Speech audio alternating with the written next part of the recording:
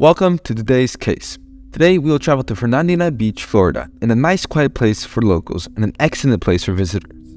Fernandina Beach is on an island northeast of Florida, just above Jacksonville. On May 14, 2018, one family would start a journey down a dark path. That morning, the sheriff's office would receive a call from a frantic mother stating her 34-year-old daughter, Jolene Cummings, was missing. She told the sheriff that the last time she spoke to her daughter was on May 12th. Her mother would explain that she began to get worried on Sunday the 13th. When her daughter failed to pick up her two sons after their week-long visit with their father, she also told investigators that on Sunday, it was Jolene's birthday and it was also Mother's Day. Jolene would have wanted to spend time with her two boys. See, Jolene loved her two boys, and they meant the world to her. She wouldn't stop and leave without telling anyone a brief backstory into Jolene. Jolene was born May 13, 1984 in a small town. Growing up, Jolene lived with her mother and stepfather. She was described to be a joyful and energetic person. After graduating high school, Jolene went to Cosmetology School with the goal of owning her own hair salon. After graduating high school, Jolene went to Cosmetology School with the goal of owning her own hair salon. After Cosmetology School, Jolene would start working at Tangled Hair Salon in Fernandina Beach. While working there, she would get into a relationship with a guy named Jason. Jolene and Jason would have their first son in 2013. After the birth of his son, Jason would propose, and soon after they would get married a year later. Jason and Jolene would have had their second son in 2015, leading up to 2017. Jolene and Jason would get a divorce due to problems that occurred in the relationship. Now, May 14th, 2018, Jolene's mother and coworkers haven't seen or heard from her in 2 days. Local authorities would start a search for Jolene. They started an investigation with her estranged husband Jason. It was noted that Jason and Jolene were going through a custody hearing. When investigators called Jason, he stated he was willing to do an interview with detectives to clear his name. Investigators also noted that the last place Jolene was seen was at the hair salon. On the 12th, the owner of the Tangled Hair Salon told investigators she saw Jolene doing someone's hair before she left that day. There were 3 workers beside the owner. It was Jolene, a new employee that just got hired 2 months ago, and another employee who had worked at the hair salon for over 10 years. The owner explained that the new employee named Jennifer and Jolene were responsible for closing the salon by 5 p.m. That day, investigators would have had an interview with Jason, the ex-husband. Detectives would ask Jason about his relationship with Jolene.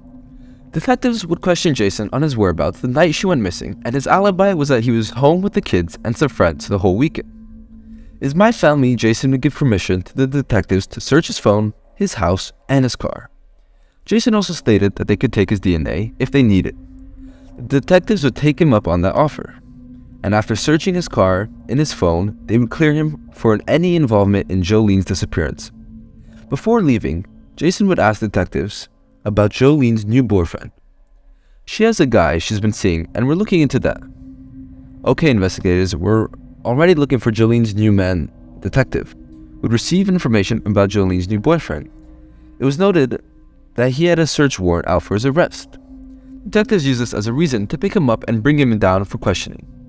Investigators would find and arrest him in Hillhart, Florida, in a relative's house, and he would be brought in for questioning the same day. The footage you are about to see is between the detectives and Jolene's new boyfriend.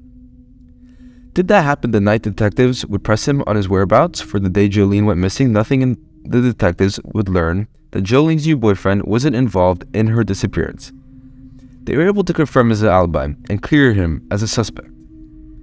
Investigators were able to get access to Jolene's house. When they entered the house, it was a mess.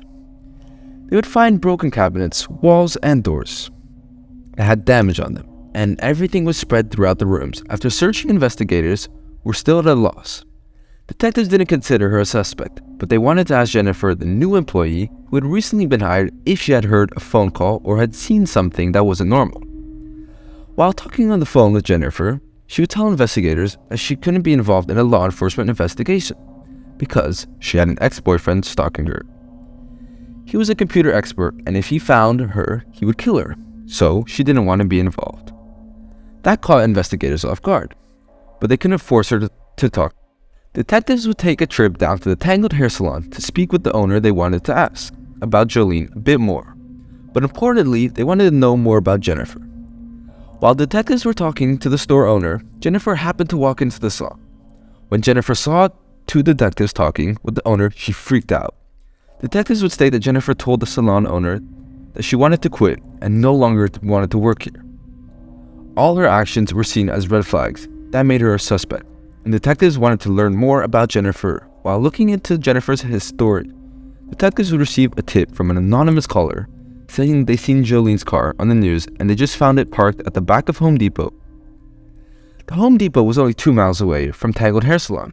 In addition, detectives would find footage from a nearby bank. Looking over the footage, detectives would make a shocking discovery. In the early morning of the 13th, you can see Jolene's vehicle being driven into the Home Depot parking lot. A minute later, someone exits the car and can be seen walking towards a nearby gas station. Looking over the footage from the gas station, you can see the figure was a female wearing all black clothing. She entered the gas station, and when switching camera angles, detectives were able to identify the females. Jennifer, with this information, the detectives headed to the hair salon, the crime scene team, to investigate. When the crime scene unit applied lumino, a chemical that reacts with the blood, a horror would be revealed. The whole store would light up. It was like Christmas. There were signs of a crime that took place with the amount of blood they found. The blood would come back as positive match for Jolene. With this information, Jennifer would have become the main suspect. Detectives would locate Jennifer a few hours after discovering the crime scene at a truck stop parked between two semi-trucks. It was clear to detectives that Jennifer was trying to hide. She would be arrested for grand theft auto. For stealing Jolene's car, detectives would state that Jennifer had a significant cut on her face. When asked about her cut, Jennifer told the detectives that she was riding her bike and fell into a tree. While Jennifer was in a holding cell, the investigators would find footage from her behind the hair salon. In the video, Jennifer can be seen throwing multiple large trash bags into the dumpster. She continued to do this for hours, even after the salon was closed for the day. After getting a search warrant for Jennifer's car, investigators would find a book bag with a pair of scissors, and on the scissors, it contained blood.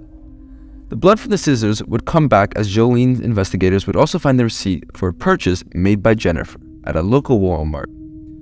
When looking at the footage of Jennifer at Walmart, you can see her buying ammonia. She can also be seen buying some large trash bag, gloves, and a carving knife.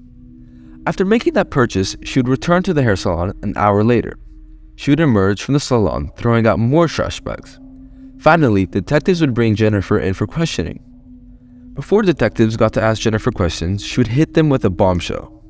First, she would tell them, the detectives, that she was on the run and that her real name was Kimberly Kessler, not Jennifer. Then she would tell them how she was on the run from the FBI for over 20 years old. I've been running from the FBI for over 25 years. He was with me whenever he called somebody, and they said the FBI is looking for you. And then he tells me everything. Oh, I brought these banks. And I'm like, what? And I did him in my apartment, and I was like kind of almost the beginning. She thought she performed, and she was going to look you up for promoters up there somewhere, and you're the one that can make it happen right now. The detectives would find out her identity of Jennifer was stolen and her real name was Kimberly Kessler. But everything else she told was a lie. She was never on the run from the FBI. They would search her phone and find her web history. The detectives would find that Kimberly was searching for information about Jolene's disappearance. She would search to see if there was any suspects. By the end of her interview, she would be charged with first-degree murder. On December 9th, 2021, a jury convicted 53-year-old Kimberly Kessler of first-degree murder and grand theft auto. She was sentenced to life without any possibility of parole.